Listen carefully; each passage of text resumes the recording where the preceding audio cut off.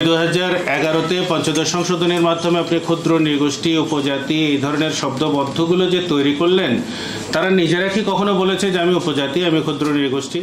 পরিচয়ের স্বীকৃতি আমরা দেওয়ার চেষ্টা করছি হচ্ছে বাঙালি মেজরিটি, আমাদের মেজরিটি কমিউনিটির ক্ষমতা আছে, তাই আমরা মাইনরিটিদেরকে বা পাহাড়িদেরকে পরিচয় নির্ধারণ করব। পৃথিবীতে এরকম অ্যাবসার্ড কনস্টিটিউশন আর কোথাও পাবেন কিনা সন্দেহ, যে কনস্টিটিউশন হচ্ছে তার দেশের নাগরিকদের পরিচয় নির্ধারণ করে। কনস্টিটিউশন হচ্ছে একটা সামাজিক চুক্তি। আমরা এখানে এতগুলো মানুষ, আজকে সাংবাদিক বন্ধুরা, রাজনৈতিক কর্মীরা, চলচ্চিত্রকার থেকে শুরু করে চলচ্চিত্র নির্মাতা, অনেকেই আজকে আমরা এখানে উপস্থিত আছি। আমরা এখন সিদ্ধান্ত নিলাম যে আমরা একটা সমিতি করব। এই সমিতি করার জন্য তো একটা কনস্টিটিউশনের প্রয়োজন হয়। রাষ্ট্র গঠনের জন্য যেরকম কনস্টিটিউশনের প্রয়োজন হয়, যে অধিকারগুলোর স্বীকৃতি কিভাবে হবে, কে কোথায় কাজ করবে, তো যার যার জাতিগোষ্ঠী যার যার পরিচয় থেকে তো আসছেন আপনারা। এখন আমি কি বলে দেবো যে আপনি সাংবাদিক না, আপনি তো চলচ্চিত্রকার না, আপনাকে আমি অন্য নামে ডাকবো, আপনাকে আমি এই পরিচয় দিলাম? আমি ঠিক করার কে? যার যার পরিচয় নিয়ে আপনারা আসবেন, সবাই মিলে আমরা সম্মত হলে আমাদের অধিকারের স্বীকৃতি থাকবে হচ্ছে কনস্টিটিউশনে। তাহলে 2011-তে পঞ্চদশ সংশোধনের মাধ্যমে আপনি ক্ষুদ্র নৃগোষ্ঠী উপজাতি এই ধরনের শব্দবদ্ধগুলো যে তৈরি করলেন, তারা নিজেরা কি কখনো বলেছে যে আমি উপজাতি, আমি ক্ষুদ্র নৃগোষ্ঠী? আমি কে? বাঙালি মেজরিটি বলে তাদের পরিচয় নির্ধারণ করতে পারবো আমরা? এখন এই যে পরিচয় নির্ধারণের এই যে আগ্রাসন, এই যে অ্যাগ্রেসিভ থিঙ্কিংটা, যে তাদের উপরে আমি এটা চাপিয়ে দিতে পারি, এই জায়গাটা নিয়েই কখনো কোনো শক্ত প্রতিবাদ কিন্তু আমরা করি নাই। আমরাও মেনে নিয়েই কিন্তু এই কাজগুলো চালিয়ে যাচ্ছি। আমি আজ বাকিটা খুব ছোট করে শেষ করব, দু একটা জিনিসের একটু আমার আইনগত জায়গাতেই উল্লেখ করে। সেটা হচ্ছে, দেখবেন যে পার্বত্য অঞ্চলে বাংলাদেশের ওনারা কিন্তু একটা বিশেষ ব্যবস্থার কথা বলেছেন, সেই জায়গাটাকে সাপোর্ট করে যে বিশেষ স্বায়ত্তশাসিত অঞ্চল হিসেবে প্রতিষ্ঠা করার কথা বলছে। এখন দেখবেন যে ওখানে শাসনের জায়গাতে কিন্তু একটা হাইব্রিড পজিশন ইতিমধ্যে আমরা মেনে নিয়েছি এবং সেটা কিন্তু আছে। কিভাবে? সেখানে ডেপুটি কমিশনারের যেমন অস্তিত্ব আছে, আইন স্বীকার করে, তেমনি হচ্ছে সেখানে সার্কেল চিফ, কারবারি, হেডম্যান, তাদের যে আইনগত অধিকার সেটাও কিন্তু আমাদের আইনগতভাবে স্বীকৃতি আছে।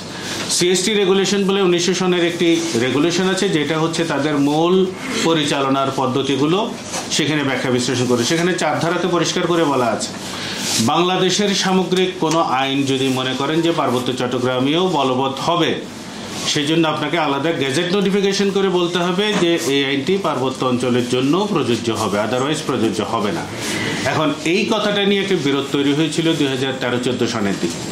ওয়াগাছড়া টি এস্টেট বলে একটি চা বাগানের মামলা নিয়ে, ভূমির অধিকারের নিয়ে, সেই মামলাটা হাইকোর্ট থেকে যেতে যেতে আপিল বিভাগ পর্যন্ত যায়। আপিল বিভাগ 2015 সনে সুস্পষ্টভাবে রায় দিয়ে বলেছে যে পাহাড়ের জন্য কাস্টমারি ল প্রিভেইল করবে, স্টেট ল প্রিভেইল করবে না। ওয়াগাছড়া টি এস্টেট মামলার রায় আপনারা সুপ্রিম কোর্টের ওয়েবসাইটের মধ্যেই পাবেন।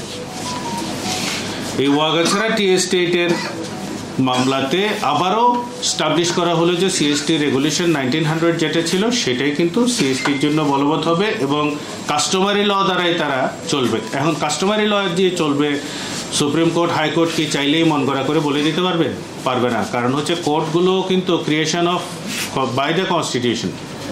তাইলে এই যে সংবিধান থেকে সৃষ্ট প্রতিষ্ঠানগুলো তো আর সংবিধানের বাইরে গিয়ে কিছু করতে পারবে না। আমাদের 152 অনুচ্ছেদ সংবিধানের দেখবেন যে সেখানে বলা আছে আইন বলতে আইনের সোর্সগুলো কী কী, কোন কোন বিষয়গুলোকে আমরা আইন বলছি। সেখানে যে প্রথা কিন্তু প্রপার সোর্স অফ ল হিসেবে আমাদের সংবিধানেই বিধৃত আছে। ফলে ওই স্পিরিটটাকে নিয়েই সুপ্রিম কোর্ট বলছে যে সেখানে কাস্টমারি ল প্রিভেইল করবে। এই যে তাদের চাওয়াটা, এই চাওয়াটা যে আকাশ থেকে পড়ছে এবং একদম অস্বাভাবিক কিছু বাংলাদেশের আইন অনুমোদন করে না, সেরকম কোনো বিষয়ও কিন্তু না। ফলে এই জায়গাগুলো আমাদের, আমি বলছি না যে এটা আজকের আলোচনার পরে কালকেই এটা মেনে নিয়ে ঠিক হয়ে যাবে, অ্যাটলিস্ট আমাদের আলোচনায় বসা দরকার, চুক্তিগুলো পরিষ্কার করা দরকার। তারা কি চাইছেন, তাদের সবকটা চাওয়াই যে সঠিক হবে আমি সেটাও বলে দিচ্ছি না, আমি সবগুলো এন্ডোর্স করছি তাও বলে দিচ্ছি না। আলোচনাটা শুরু করি আমরা আমাদের আগের অবস্থানটা থেকে একটু সরে আসি, আমরা নিজেরা নিপীড়ক হয়ে না উঠি। আমাদের দীর্ঘ সময়ের ইতিহাস, আমাদের বৈষম্যের বিরুদ্ধে লড়াই সংগ্রামের, সেটা করতে করতে আমরা বাংলাদেশ পেয়েছি। 71-এ হঠাৎ করে কোনো 9 মাসের মধ্যে আমরা স্বাধীন হয়ে গেছি সেই রকমের কোনো ঘটনা কিন্তু না। এর বহু আগে থেকে এই লড়াই সংগ্রামের আমাদের ইতিহাস আছে।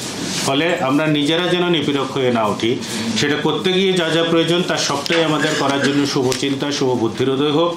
এবং আরেকটি শেষ কথা বলে আমি এখানে শেষ করছি, সেটা হচ্ছে পাহাড়কে আমরা ট্যুরিজম স্পট হিসেবে না দেখি, সেটা তাদের লাইভলিহুডের জায়গা, তারা থাকেন ওখানে। আমরা তাদেরকে আমাদের ট্যুরিজম স্পট বানিয়ে তাদের সব কিছু কেড়ে নেওয়ার যে প্রকল্প, মেরিয়ট হোটেল করার জন্য রোদের 300 একরের জমি কেড়ে নেওয়ার যে প্রকল্প, এই জায়গাগুলো থেকেও আমরা একটু সরে আসি।